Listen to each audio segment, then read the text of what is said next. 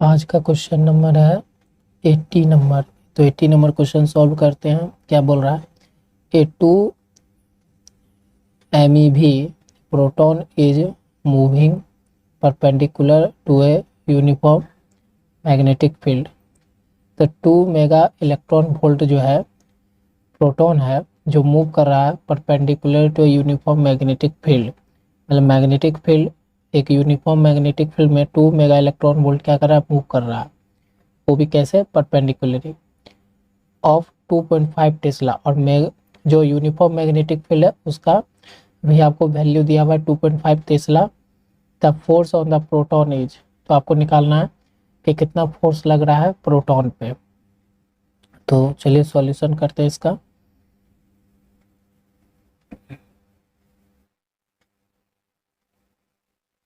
Solution क्या हो जाएगा? गिवन हम लिख लेते हैं पहले, गिवन क्या क्या दिया हुआ डाटा।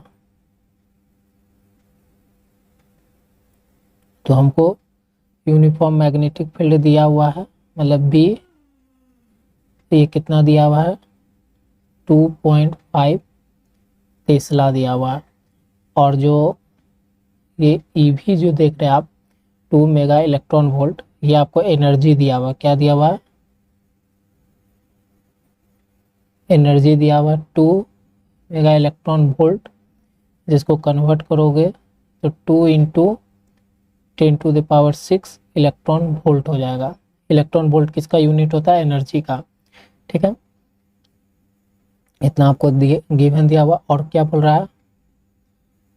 फोर्स निकालना है। क्या निकालना है? फोर्स निकालना है। तो इजी है सवाल। इजी सवाल क्या है कि हम लोग जानते हैं वी नो डैट, हम लोग जानते हैं कि एफ बराबर क्या होता है जब कोई प्रोटॉन या इलेक्ट्रॉन जब मूव करता है यूनिफॉर्म मैग्नेटिक फील्ड में। चार्ज बॉडी जब मूव करता है ये यूनिफॉर्म मैग्नेटिक फील्ड में, तो क्यू बराबर क्यू इंटू क्या हो जाता है? वेलोसिटी क्रॉस बी, ये फॉर्मूला होता है। तो एफ बराबर क्रॉस को अगर ब्रेक करे तो भी साइन थीटा होगा। और यहाँ पर क्या है कि प्रोटॉन जो है परपेंडिकुलर मूव कर रहा है यूनिफॉर्म मैग्नेटिक फील्ड में। तो इसका मतलब परपेंडिकुलरली कर रहा है, यहाँ पर परपेंडिकुलरली मूव कर रहा है। तो भी एंड बी के बीच में थीटा का वैल्यू कितना है? इसका मतलब 90 है। ठीक है, थीटा का मान हो गया 90। तो क्यू बराबर क्या, एफ बराबर क्या हो जाएगा? क्यू भी साइन 90।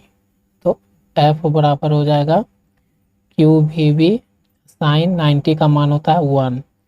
तो हमारा क्यू भी इतना न्यूटन हमारा ये निकल गया। ठीक है, अब ये निकालने के लिए हमको क्या है? भी पता है, नहीं बी पता है। ठीक है, मैग्नेटिक फील्ड पता है। और हमको क्या निकालना है? फोर्स निकालना है। ठीक है, तो हमको क्यू भी पता ही है लेकिन भी पता नहीं है, वेलोसिटी। तो वेलोसिटी निकालना होगा, तो निकालेंगे। कैसे निकालें? तो कंसेप्ट हमारा यहाँ पर कि जो हमारा यहाँ पर एनर्जी दिया हुआ है, ठीक है,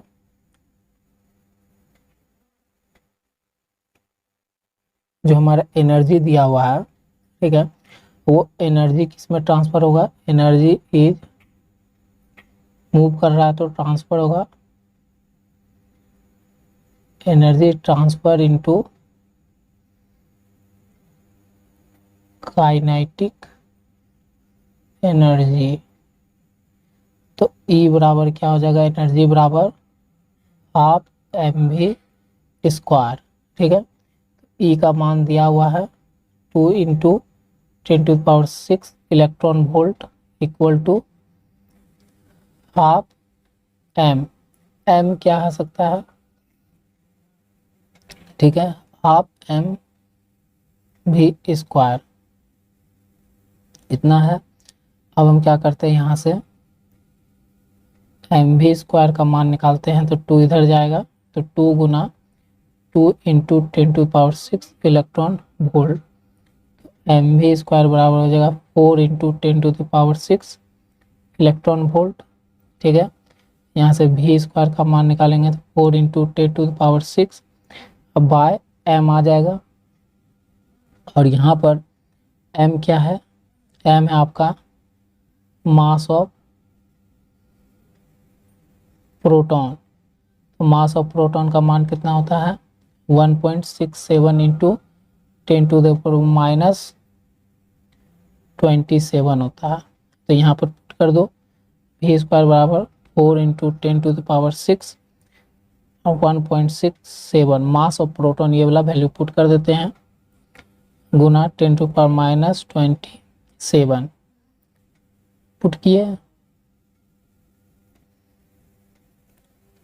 और यहाँ पर देखो इलेक्ट्रॉन वोल्ट है ना, तो ई का मान कितना है 1.6 इंटू 10⁻19, तो 1.6 इंटू 10⁻19 हो जाएगा।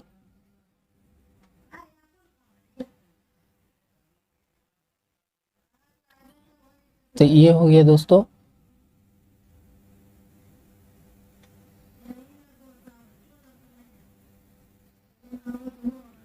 तो अब जब ये देखो अप्रॉक्स में ये कट जाएगा, तो भी स्क्वायर बराबर क्या बच जाएगा 4 इंटू 10⁻6 गुना 10⁻27, ये -27 को ऊपर किए तो प्लस में हो जाएगा, गुना 10⁻19 इतना होगा दोस्तों।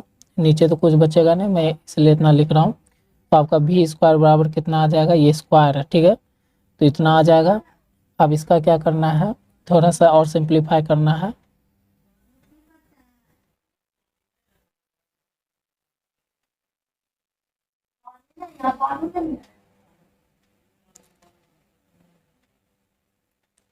तो हमारा यहाँ से मैं इसको घेर देता हूँ, ठीक है। तो वी स्क्वायर बराबर कितना हो जाएगा, ये हो जाएगा 4 इंटू 10⁻, ये देखो 27 और 6 जोड़ोगे कितना होगा 33 और प्लस माइनस माइनस 19, तो वी स्क्वायर बराबर ये 19 है दोस्तों। तो 4 इंटू 10⁻, और -19 घटाओगे तो 13 में कितना चला जाएगा 4, और उधर से एक 14 आ जाएगा 14, और v का स्क्वायर तोड़ोगे तो रूट में 4 इंटू 10⁻, ये प्लस 14, तो v का मान कितना आ जाएगा 2 इंटू 10⁻7 कितना मीटर पर सेकेंड, ये निकल जाएगा v का मान। इतना करके हम क्या किया, निकाले एनर्जी जो कन्वर्ट हो गया किसमें, काइनेटिक एनर्जी में। तो जैसे हमारा v आया, अगर हमारा v आ गया है तो अब हम चलेंगे नाव बराबर किस में चलेंगे, नाव चलेंगे वही फॉर्मूला पे जो F निकाले थे हम, कितना QVB। तो F बराबर क्या हो जाएगा, Q का मान कितना हो जाएगा यहाँ पर 1.6 इंटू 10⁻19, ठीक है। और यहाँ पर V का मान अभी हम तुरंत निकाले हैं 2 इंटू 10⁻7 गुना B कितना है 2.5, तो इसका दशमलव उड़ा दो 10, इसका दशमलव उड़ा दो 10, तो F बराबर क्या हो गया 16 गुना 2 गुना 25 गुना 10⁻19 प्लस 7 गुना 1/100, ये दोनों को गुना कर दिए नीचे वाला को, तो 100। तो देखोगे तो F बराबर यहाँ पर होगा 16 15 गुना 10⁻−12, ठीक है, बटा में 100, इससे काट दे 2, इससे काट दे तो 8, तो F बराबर कितना हो गया 8 गुना 10⁻⁻12 न्यूटन निकल गया। तो देखो मैंने आपको आंसर निकाल के दिखाया, एफ बराबर कितना होगा, ये आपका आंसर एकदम सटीक मैंने ला दिया सॉल्यूशन करके।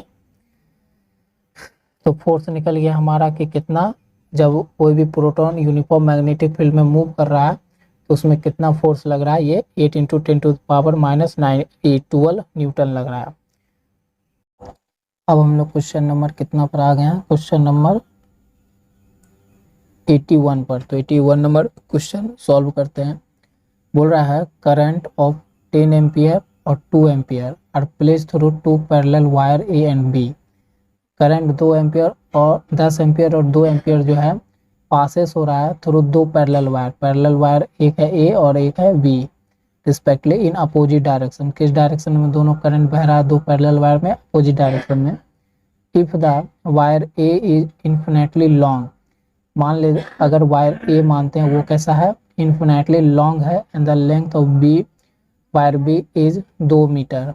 The force on conductor B at a separation of 10 centimetre from A will be. तो बता रहा है कि फोर्स जो है कंडक्टर बी पे at a separation of 10 centimetre from A will be. तो आपको बताना है, अच्छा लेंथ जो है वायर बी का आपको 2 सेंटीमीटर दिया हुआ है और लेंथ ऑफ वायर ए का इन्फिनेटली लॉन्ग दिया हुआ है। तो फोर्स बताना है कंडक्टर बी पे जो है, फोर्स बताना है कंडक्टर का जो सेपरेट है वायर ए और वायर बी में कितना, 10 सेंटीमीटर से। तो अब क्या है इसका सॉल्यूशन अगर देखोगे तो क्या बन जाएगा सॉल्यूशन। देखो 2 वायर ले लेते हैं हम लोग, ठीक है, एक वायर है ये और एक वायर है ये। इस वायर का नाम हम दे देते हैं बी और इस वायर का नाम देते थे ए। तो इसमें से मान लो ए वायर में करंट फ्लो हो रहा है इस डायरेक्शन में 10 एम्पियर और इस वायर में अपोजिट डायरेक्शन में हो रहा है 2 एम्पियर। और कंडीशन के अकॉर्डिंग देखोगे दोनों एक दूसरे के पैरेलल मैंने प्लेस किया है और जो वायर ए का लेंथ है वो क्या है आपका, इन्फिनाइट है, मतलब कभी ख़त्म नहीं होगा।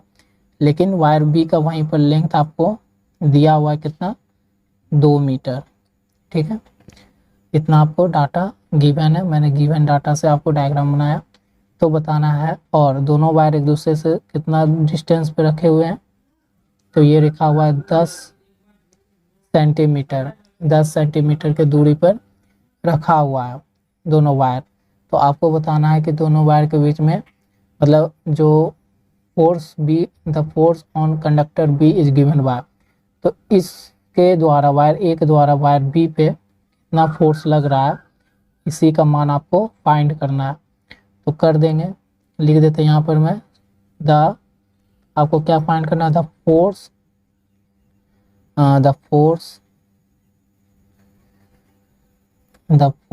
एफ मान लेते हैं, F on conductor B is given by, ये निकाल सकते हैं इस तरह से कि एफ बराबर बी पे लग रहा है, बी पे निकालना है तो एफ बी कर देते हैं।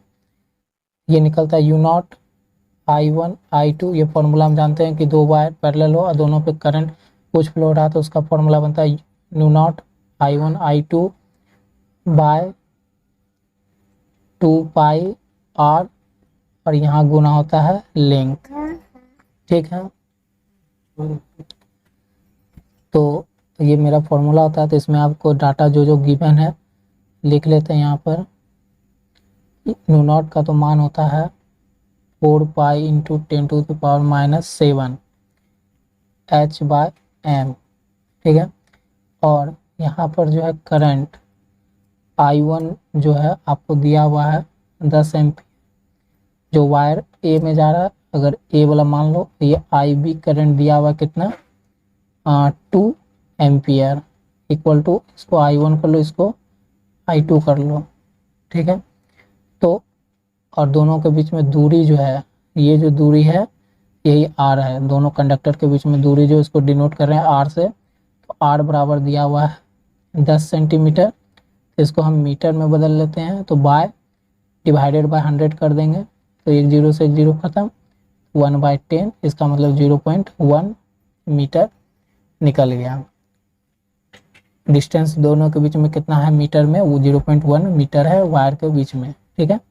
और लेंथ एक का वायर दो, लेंथ बी, जैसे वायर बी का लेंथ दिया है 2 मीटर, इतना डाटा गिवन है, बस इस डाटा को इसमें पुट करेंगे तो हमारा क्या आएगा, फोर्स की वैल्यू आ जाएगी।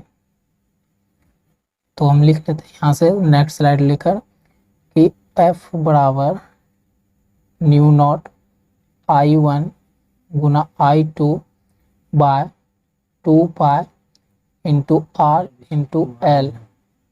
तो F बराबर 4 पाई इंटू 10⁻⁻7 गुना I1 का मान कितना दिया हुआ है, तो 10 एम्पियर, और I2 का मान दिया हुआ है 2 एम्पियर, गुना किए, और लेंथ कितना दिया हुआ है 0.1 मीटर बाय 2 पाई इंटू, और इसमें हो जाएगा लेंथ, और यहाँ से दूरी 0.1 दिया हुआ था, लेंथ जो है एक लेंथ यहाँ पर आपको दिया हुआ था,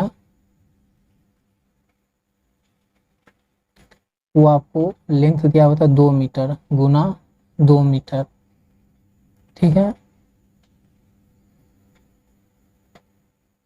एक वायर का लेंथ था ना 2 मीटर, इसलिए 2 मीटर ले लिए। तो अब इसको सॉल्व करते हैं डाटा को, तो 2 पाई से 2 पाई खत्म, तो क्या बचा 10⁻⁻7 गुना 10 2 2 4 4 40, ठीक है, और तो नहीं है, और एक दशमलव यहाँ से उड़ा तो ऊपर 0। F बराबर क्या हो गया 4 गुना 100 इंटू 10⁻⁻7, तो F बराबर हुआ 4 गुना 10⁻⁻5, ठीक है। अच्छा यहाँ से 2 बच रहा था ना, 2 बार में काटे तो यहाँ से 2 और गुना होगा, 2 इसमें और गुना होगा, तो F बराबर कितना होगा 8 इंटू 10⁻⁵। तो ये आपका इस सवाल का आंसर निकल गया इतना न्यूटन। तो फोर्स हमने निकाल दिया कि जो फोर्स कंडक्टर बी पे लग रहा है कंडक्टर ए के द्वारा, वो कितना निकल रहा है 8 इंटू 10⁻⁵ न्यूटन निकल रहा है। क्वेश्चन नंबर है 82 नंबर क्वेश्चन क्या बोलता है, इन ए हाइड्रोजन एटम, एक हाइड्रोजन एटम में इलेक्ट्रॉन मूव कर रहा है एक ऑर्बिट पर, ऑर्बिट में radius 0.5 angstrom, making 10⁻16 revolution per second. The magnitude of magnetic moment associated with the orbital motion of electron is A metre square is. कहने का मतलब क्या है, एक हाइड्रोजन एटम है और उनमें जो है इलेक्ट्रॉन मूव कर रहा है ऑर्बिट पर, जो एटम का रेडियस कितना है हाइड्रोजन एटम का 0.5 एंगस्ट्रम, और जो मूव कर रहा है इलेक्ट्रॉन रिवोल्यूशन वो है 10⁻16 revolution per second. The magnitude of magnetic moment, तो आपको मैग्नीट्यूड निकालना है मैग्नेटिक मोमेंट का जो एसोसिएट हो रहा है with the orbital motion of electron, मतलब इलेक्ट्रॉन के ऑर्बिटल मोशन के द्वारा जो मैग्नेटिक मोमेंट बन रहा है वो उसका मैग्नीट्यूड आपको फाइंड करना है। जो किस में फाइंड करना, ए एम स्क्वायर पे, मतलब करंट एरिया स्क्वायर, ठीक है। तो इसका सॉल्यूशन क्या है देख लेते हैं।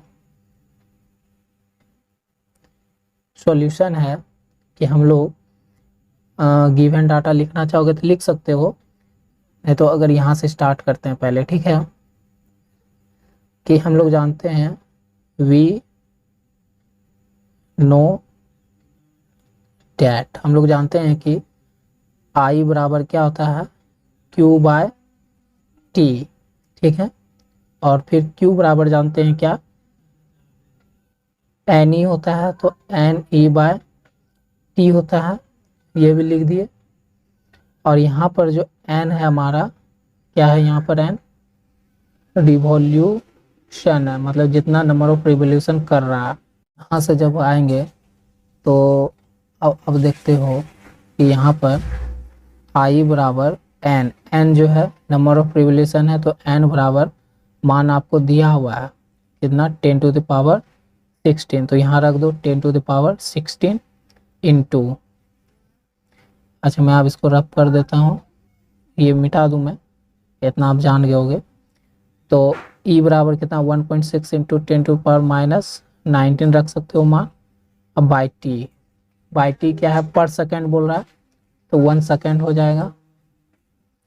तो आई बराबर कितना हो जाएगा 1.6 इंटू 10⁻³ इतने आएगा, इतना एम्पियर निकल गया। ठीक है, और आर का मान आपको गिवन दिया हुआ, आर क्या रेडियस है, तो 0.5 एमस्टंग है। ठीक है, ये भी हमको गिवन डाटा, ये आपको गिवन था। ठीक है, और करंट आपने फाइंड किया है, इतना हो गया। तो हम लोग वी नो डैट जानते हैं, यहाँ से यहाँ से आप लोग लिख सकते हो वी नो डैट, हम लोग जानते हैं कि मैग्नेटिक मोमेंट बराबर क्या होता है, आई इंटू ए होता है।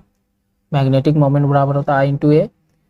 तो मैग्नेटिक मोमेंट को हम, अच्छा मैग्नेटिक मोमेंट और एम से दर्शाता हूँ, ठीक है, शॉर्ट में।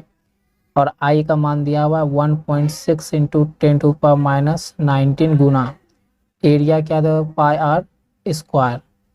तो मैग्नेटिक मोमेंट बराबर क्या हो जाएगा, देखो तो यहाँ से 1.6 इंटू 10⁻13 गुना, और ये पाई का मान रख देते हैं 3.14 इंटू, और आर का मान रख देते हैं 0.5 का होल स्क्वायर रख सकते हैं। और सॉरी, यहाँ से थोड़ा फ्रेंड्स मैं इसको 0.5 स्क्वायर तो रखे, लेकिन यहाँ पर डाटा थोड़ा छोटा हो गया, ये डाटा मिटा देता हूँ मैं, सही डाटा रखता हूँ। मैग्नेटिक मोमेंट बराबर क्या हो जाएगा 1.6 इंटू 10⁻19 गुना 3.14 इंटू 0.5 गुना 10⁻, एमस्टन का मान होता है इतना, -10⁻10 का होल स्क्वायर। ये हो गया चीज हमारा एमस्टन में। ठीक है, तो इसको जब सॉल्व करोगे मैग्नेटिक मोमेंट बराबर, तो देखोगे कि आपके पास क्या आएगा 1.6 इंटू 10⁻13 इंटू 3.14 इंटू, ये हो जाएगा 0.25 गुना 10⁻20, इतना मान हो जाएगा। और इसको और जब सॉल्व करेंगे तो मैग्नेटिक मोमेंट बराबर क्या हो जाएगा, इसका दशमलव इसका दशमलव उड़ाएंगे तो 10, इसका दशमलव उड़ाएंगे तो 100, इसका दशमलव उड़ाएंगे तो 100, यही आएगा। मैं एक बार अरेंज करवाना चाह रहा हूँ, तो आपका क्या करूँ, ऊपर स्लाइड कर दूँ दोस्तों, कर देता हूँ। ठीक है, तो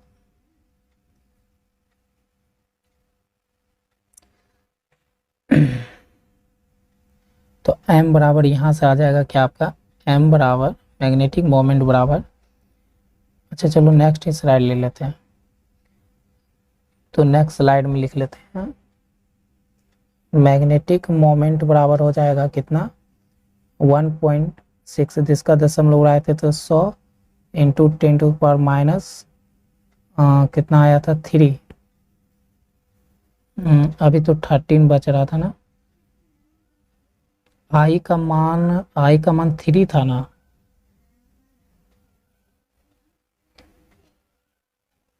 यहाँ पर देखो यहाँ 3 बचेगा। ठीक है, क्योंकि हम आई का मान निकाले हैं, यहाँ पर आई का मान यहाँ निकाल चुके हैं कि आई का मान यहाँ पर 1.6 इंटू 10⁻³ है ना। ठीक है, तो हमारा आ जाएगा कितना, इतना गुना फिर 314/10 गुना 25 इतना गुना 10⁻⁻20। तो मैग्नेटिक मोमेंट बराबर हो जाएगा 116,314 गुना 25 गुना 10⁻³ गुना 10⁻20/2 3 4 5 मोमेंट बराबर हो जाएगा। इससे देखो इस 4 से अगर इसको 100 काटेंगे यहाँ से 100 तो कितना होगा 4 बार में, 4 से ये 4 बार में, तो 4 गुना 314 गुना 10⁻23 बाय यहाँ पर बचेगा 3 0 और मैग्नेटिक मोमेंट बराबर हो जाएगा 4 4 16 हाथ में 1 4 1 5 12 और 10⁻⁻23 गुना 10⁻⁻3। तो मैग्नेटिक मोमेंट बराबर हो जाएगा 1256 गुना 10⁻⁻26 इतना ही आएगा। ठीक है, और क्या है, जब और आंसर से मैच करवाने के लिए दोस्तों इसमें हम मल्टीप्लाई कर देते हैं 1000 से, ऊपर भी मल्टीप्लाई डिवाइड कर देते 1000 मल्टीप्लाई बैलेंस करने के लिए, तो हो जाएगा 1.256 गुना 10⁻⁻26 गुना 10⁻3 तो हमारा बन जाएगा 1256 गुना 10⁻⁻23। ये बना करंट का यूनिट एम्पियर और एरिया का यूनिट मीटर स्क्वायर। तो आ गया आंसर मैग्नेटिक मोमेंट का कितना 1.256 into 10⁻⁻23 A ampere metre square. तो ये आपका आंसर हो गया इस क्वेश्चन का।